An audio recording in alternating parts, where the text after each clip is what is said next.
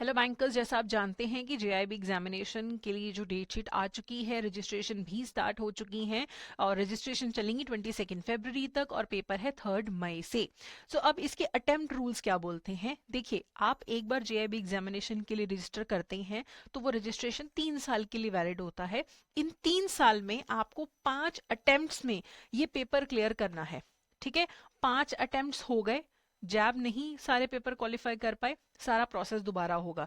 या 3 साल पूरे हो गए तो भी आपके अगर चारों पेपर नहीं क्वालिफाई हुए हैं तो आपको पूरा प्रोसेस दोबारा करना पड़ता है।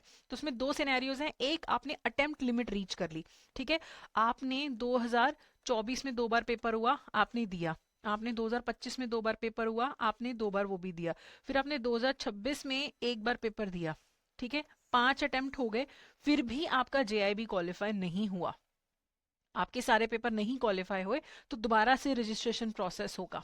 ठीक है, दूसरी चीज होती है टाइम लिमिट एक्सीड होना। अब जब एक बार आप रजिस्टर करते हो ना, वो रजिस्ट्रेशन 3 साल के लिए वैलिड है। उन 3 साल में 5 अटेम्प्ट्स मिलेंगे जिनमें आपको पेपर क्वालिफाई करना है, चाहे आपने सारे अटेम्प्ट्स दिए हैं चाहे नहीं दिए। 3 साल पूरे हो गए, यानी कि अब अगर आपका पेपर नहीं क्वालिफाई हो आपको सारा प्रोसेस दोबारा करना पड़ेगा। एक दो जो पेपर क्वालिफाइड हैं उनका भी जो रिजल्ट है वैलिड नहीं रहेगा।